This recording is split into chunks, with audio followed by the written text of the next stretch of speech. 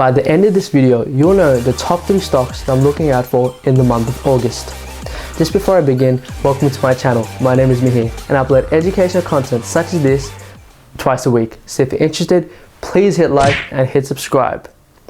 This video is going to be one of the first installments to a new series I'm doing, which is going to be looking at the ASX stock market and looking at the top grossing stocks or the top performing stocks on a monthly basis. The reason I'm doing this is because the Australian stock market game is starting, and I also encourage you guys to participate as well, as because it's essentially a simulation of the real stock market game.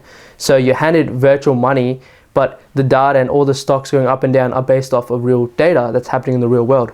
So this could be a chance to see if your intuition or your learnings are actually beneficial. But if that's out of the way, let's get straight into the first stock. The first stock on this list is Kogan. To be honest, I wasn't too hyped up about Kogan. I thought what's so special about it is just an e-commerce store. But I understand due to restrictions being held, many people are relying on internet and like the e-commerce space to get their goods and things such as that. And yes, it is expanding, but why Kogan specifically? I mean, in Australia, we got JB Hi-Fi, we've got Big W, which is technically the Woolworths stock, but like, why aren't they doing as well as Kogan? Like, what's so special about Kogan that these two big companies don't have? But oh my god, I was wrong. Once I looked into the financial books, this Kogan made much more sense to me. Now let's take a dive into Kogan. At the time of shooting this video, Kogan is currently being listed at $16.38. You can see that Kogan has a pretty high PE ratio of 86 and a earnings per share of 0.19, alongside a 52-week range of 3.45, so $3.45, and $18.65, which is exceptional in a 52-week period. Now, don't get daunted by the PE ratio. Generally, a lower PE ratio is better. However, due to the circumstances of FOMO kicking in and just many people buying it, the PE ratio has to be higher due to its expectations. Now, let's take a look at the long-term chart or graph. You can see that during March, it went really down, but right after that, it went ballistic. It's basically a vertical line if you really look at it. And why had that happen? I don't know. I was just thinking, it's FOMO. People are just, buying into the hype because it's an e-commerce sort of store. But then I really looked closely at the financial books and I'll show you why. According to the books, it seemed pretty good, really good. The profit margins are around 4.39%. I won't necessarily say that's bad or good. The return on assets are pretty effective. The revenue they're generating is pretty big. But the key factor that really appealed me to Kogan was their lack of debt. If you look back from 2015 up until now, or between 2015 and 2016, they had a massive reduction of debt. They went from around 7 mil, around about that, to 3.1 mil, which is absolutely insane. Just within a year, they reduced so much of their debt. And after that, the current debt right now, it's not too different. It's around 3.4. So they know how to manage their debt, which is really good. The reason why I looked back into 2015 was to show you guys that you must look out for a track record of efficiency or effectiveness in some way or form or another. Although it's not that far, 2015 and 2020, that's like a 5-year difference. However, it's a key thing to go look back in time. Now let's talk about the fundamental analysis. Just like the mighty Warren Buffett says, a company must have a competitive advantage for it to invest.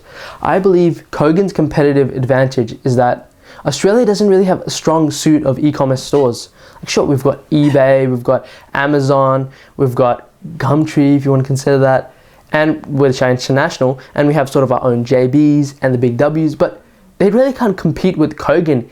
If you actually ordered something for Kogan, you'd know that for yourself. The products are amazing and extremely affordable. I'd go as far to say that they're like the AliExpress of Australia, because their products are amazing and cheap. And they can do this because they don't necessarily have too much physical overhead compared to these retail stores and giants, which is what makes them in a competitive sort of bubble as of the moment. And my last point, which sort of relates to competitive advantage, is that they have an amazing and effective management team. In 2016, Kogan acquired Dick Smith. And essentially, if you don't remember Dick Smith, let me just jog your memory. Dick Smith used to be a really good company which has been running for years.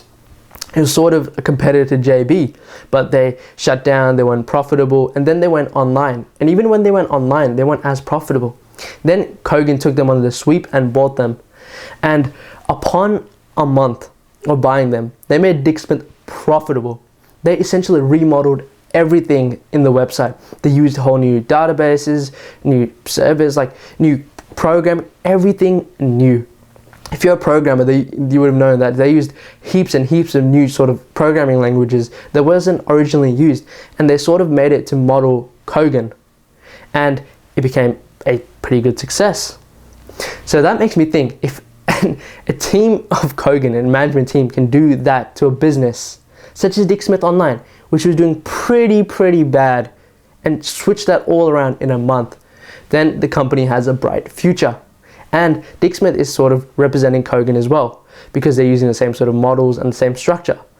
So that's why I like Kogan. My second stock on this list is Colts. Now, this isn't something out of the blue I just decided to chuck in. I know it's not getting much media attention compared to all these buy now, pay later stocks. However, trust me, based on its financials, it's quite an amazing stock, and I'll be looking out for it in the future as well. So, as of the moment, and I'm shooting this video, Coles is trading at $18.18. So if I bring up the table here now, you can see that they have a PE ratio of 20 and an earnings per share of 0.89. And their 52-week range is between $13.10 to $18.32. So if we decide to take a look at the 5-year chart, we can see that Coles has been in a pretty positive trajectory. I mean, there's been some sort of dips, but it's obviously around March, but not anything too significant. It's been going up pretty much. And at the same time, we don't have too much data on it because it's only been listed in 2018. It has been technically listed with Wesfarmers, but it's hard to sort of compile that data. If I take you through the other numbers, such as profit margin, Coles has a profit margin of around 3.19%. Well, it obviously depends on the industry, but according to retail, this is quite a good profit margin. And if I show their debt numbers right here, you can see that they have quite a bit of debt, but if we compare it to their cash flow, it's nothing. I'll just present the numbers now. You can see that their debt is essentially negligible compared to their cash flow. But the reason why I decided to bring Coles in this video as well is because they have one thing that Kogan has, but they do better, and that's dividends. Kogan has dividends that pay around 14 cents, but Coles, they pay 30 cents per share. That's right, 30 cents per share. Obviously it might slightly dip right now due to the times we're in, but currently they're paying 30 cents per share for a share price of around $18. That's phenomenal. Absolutely amazing that you're getting 30 cents per share like that. Besides the financials, I believe Coles has a major competitive advantage because they have 100+ years of experience and 100+ year track record. Think about it. A company has been running for 100+ years. How can that happen? A strong management team, strong leadership team, good training, good HR, just an amazing all-round team and a business model. That's how they've been operating for such a long period of time. It's sort of hard to say when they came in the stock market exactly, sort of the Australian Stock Exchange, because in 2007, Wesfarmers acquired them and they were sort of added to their stock sort of number because Wesfarmers holding Coles. But in 2018, they demerged from there and now they're their own sort of independent stock listed on the Australian Stock Exchange. But needless to say, even despite their short sort of time on the stock market, they have been running for a period of 100+ years. Coles started in 1914, it's still running, it's amazing. The third stock on this list is Xero Limited. It's also one of the stocks of Wax. Wax is essentially like the ASX version of FANG. And if you don't know what FANG consists of, FANG is like Facebook, Apple, Amazon, Netflix, Google. R1, or the ASX version of this Wax, which what we call it, is WiseTech's Afterpay, Appen, Altium, and Xero. And I'm sure you can understand why we refer to them as the ASX version of FANG. It's due to their high growth. So what exactly is Xero? Xero is a cloud-based accounting software which is primarily targeted towards small business owners. It essentially covers everything. It can help you with your payroll, invoice, inventory, you name it, anything to do with business. It's like all in one app. Now let's take a dive into Xero Limited.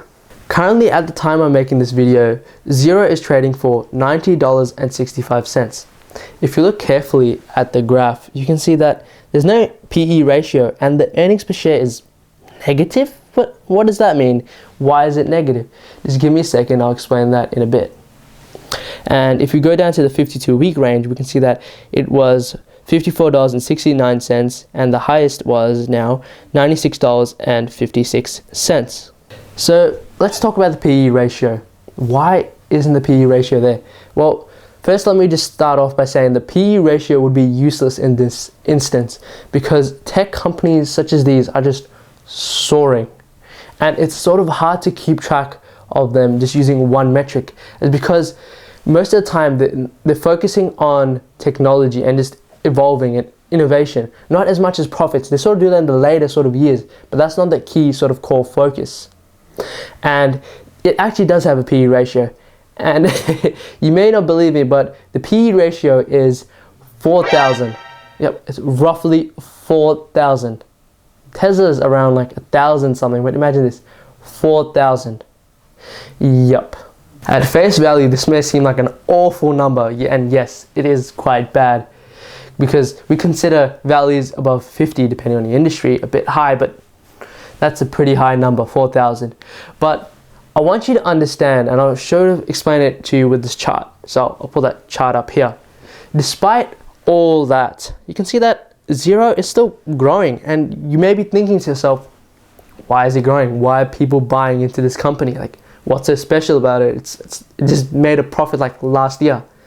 The key thing about Xero that you got to understand is that they're currently focusing on, or they're currently in the building phase.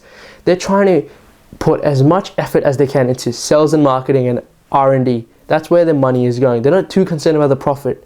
They're putting every money back into the business. That's what they're doing. Just to give you guys a better comprehension of what's going on, let's take a look at the gross profits.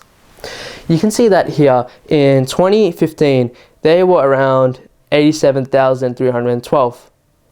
And just to be clear, just look at the legend, it's in the hundreds of thousands. And in 2016, they were around 157,000, which is basically doubled. And if you go down to 2018, you can see that based on the 2016 value, they have doubled as well from there. And from 2018 to 2019, they've roughly accumulated 130,000 more gross profits. And if you look at that gross profit margin, it's gradually increasing. So that's what I'm trying to get at to you guys. They're currently in sort of like the building block, and they're going to gradually extensively become more profitable. Another reason why I love Xero is because of the rate their subscription or the subscriber base is growing at. If we take a look at their 2015 financial report, we can see that total subscriber numbers were 475,000, and next year in 2016 it went to 717,000. Fast forward to 2018, 717,000 went straight to 1,386,000. And then the latest numbers we have in 2019 is that they have 1.8 million subscribers, and they also combined the subscribers if they have multiple products. Rather than letting them be sort of different people, they combined multiple users into one. And if we look at their base, a huge portion of them are in Australia and New Zealand, which is roughly around 1 million. If you look at the subscriber base at face value, you think, wow, this company is really profitable. But just like I was inferring before, Xero isn't really profitable. They made their first profits last year. And like I said, they're in the building phase. So if I pull up an image right now of where a huge portion of this money is going, you'd understand why. Based on this image, you can see that they're dedicating a huge amount of money into sales and marketing. you can see based on the legends in the hundreds, Xero, they're putting 248,000 worth of their money into sales and marketing, which is double product and design management. You would think, shouldn't they focus more of their money into research and development of their product so they can improve it much for the user? But right now, they're focusing on getting their brand out there, and they're doing quite a good job. And eventually they've said they'll reduce this significantly, as they don't want to ponder too much and waste money into this once their brand gets known. So as soon as they keep cutting that out, they'll have more money for research and development and more money for people who've got the stock, or just themselves, so they can make quick business moves. You may be saying now, well, Mihir, I understand that, okay, this company has a promising future, but I'm sort of unsettled right now. I need to do my own due diligence, and that's what I want you to do, your own due diligence. But what about dividends? Xero isn't handing out any dividends, and probably not anytime soon. Like I said before, they barely made a profit last year. We can say, they said it was around 1.6 million, but according to other reports, it was much lower than that. So we really don't know how much they made, but it's not enough to distribute dividends. I understand the need for dividends, and I'm not saying they're bad, but based on the growth of the stock and the competitive advantage it has, which is my final point, you'll understand why you might want to get it if you do, but please do your due diligence as always. Right now, Xero is trashing its competitors. If I pull up a graph right now, you can see that Xero is doing amazing in terms of stock price, and there is a reason for that. I mean, despite being barely profitable, you think to yourself, why are people putting money into this? Like, why? It's simply because it's amazing. If you've used Xero, or you know anyone who's used it, they'll have many good things to say about it, because it's an amazing and versatile all-in-one product. It's basically everything you need. These other products, yes, they're good, but they're either not user-friendly or they don't have the same amount of value as Xero does. Hence why I believe it has a massive competitive advantage amongst its competitors. So those are the top 3 stocks that I'm looking out for in the month of August. Besides that, I highly encourage you guys to check out the stock market game and play it, because it's virtual money and it's tracking real-time data. So you can put your knowledge into use and all the nuances you've learned, or you can just mess around because it's not real money. But nonetheless, I believe the experience will be good to learn from. But besides all that, if you enjoy this video, please hit like and hit subscribe, as that would truly help me out. And if you're interested in this sort of video, make sure to let me know in the comments below. Otherwise, I'll be making a next sort of installment in the month of September. That's all, folks. Goodbye.